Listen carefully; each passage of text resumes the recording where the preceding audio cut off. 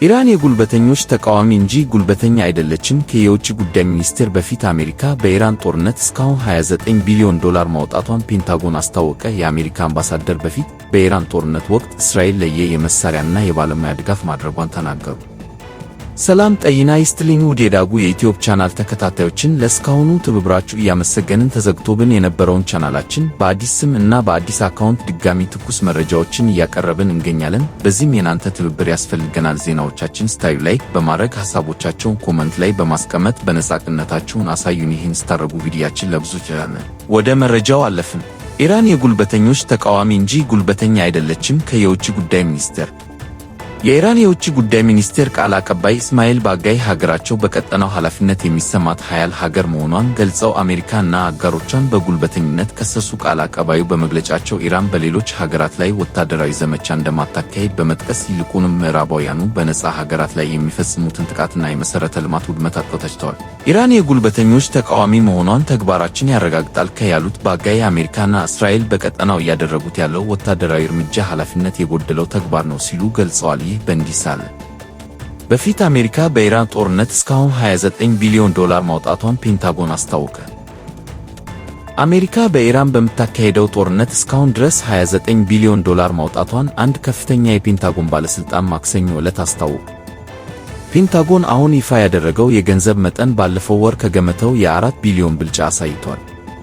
ዲሞክራቶች ከ6 ወር በኋላ ለሚካሄደው ምርጫ ድጋፍ እያገኙ ሲሆን ጦርነቱ የኑሮ ውድነትን አንጓል ሲሉ ጣታቸውን በሪፐብሊካኑ ፕሬዝዳንት ላይ ቀስረዋል። ታዛቢዎች በምርጫው ሪፐብሊካኖች አብላጫውን የኮንግረስ ወንበር ሊያጡ ይችላሉ ሲሉ ተንብየዋል። ፔንታጎን ሚያዝያ 21 2018 ዓ.ም በኢራን ጦርነት $25 ቢሊዮን ማውጣቱን ይፋ አድርጎ ነበር። የበጀት ጉዳዮችን የሚከታተሉት ጁለስ ሃርስት ለሕግ አውጪዎቹ አዲሱ የገንዘብ መጠን ጥገናን እና የምትክ መሳሪያዎችን እንዲሁም የሥራ ማስኬጃ ወጪዎችን የሚያካትት መሆኑን ተናግረዋል። ከመከላከያ ሚኒስትሩ ፒት ሄግሴት እና የጦር ኃይሎች ጠቅላይ ኤታማዦር ሹም ጄኔራል ዳን ኬን ጋር በመሆን ለምክር ቤት አባላት ሪፖርቱን ያቀረቡት ሃርስት የበጀት እና የመከላከያ ቡድኖች በጋራ ጦርነቱ ምን ያህል እንደሚያስወጣ በቋሚነት ያሰላሉ ብለዋል። ፔንታጎን በጀቱን $29 ቢሊዮን እንዴት እንዳደረሰው ግልጽ አይደለም።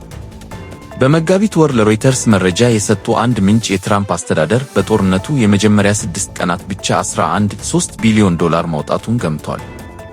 በፊት በኢራን ጦርነት ወቅት እስራኤል የመሳሪያ እና የባለሙያ ድጋፍ ማድረጓን የአሜሪካ አምባሳደር ተናገሩ።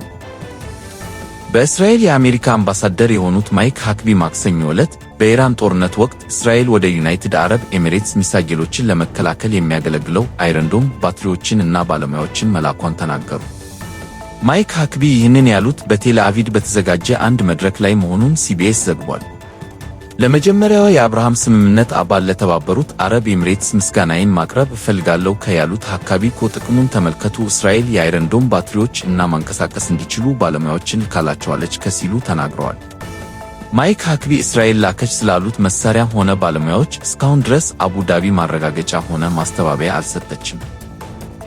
እስራኤል በዓለም ላይ ውጤታማነታቸው የተፈተኑ ናቸው ተብለው የሚታመኑ የሚሳኤል ጥቃት የመከላከያ ሥርዓት ያላት አገር ናት። ከእስራኤል የሚሳኤል ጋሻዎች መካከል በጣም የሚታወቀው አይረን ዶም ሲሆን የአጭር ርቀት ሮኬቶችን ለመከላከል የሚያስችል ነው። ይህ መሳሪያ ሞርታሮችን እና ከሚሳኤል ማስወንጨፊያ የሚተኮሱ ከ4 እስከ 7 ኪሎ ሜትር ርቀት የሚጓዙትን ያከሽፋል። የኢራን ጦርነት በየካቲት ወር መጨረሻ ላይ ከተጀመረ በኋላ ቴህራን በባሕረ ሰላጤው በሚገኙ የእስራኤል እና የአሜሪካ አጋሮች ላይ ጥቃት ስትከፍት የሆርሙዝ ወሽመጥን ዘግታለች። በጦርነቱ የተነሳ በኢራን ከ3300 በላይ ሰዎች ሲገደሉ በሺዎች የሚቆጠሩ ደግሞ ተፈናቅለዋል። ከዚህም በተጨማሪ 13 የአሜሪካ ወታደሮችም ሲገደሉ በርካቶች ደግሞ ቆስለዋል። በፓኪስታን አደራዳሪነት በኢራን እና በአሜሪካ መካከል የተኩስ አቁም ቢደረስም ኢስላማባድ እስካሁን ድረስ ዘላቂ ሰላም በሁለቱ አገራት መካከል እንዲደረስ ማድረግ አልቻለችም።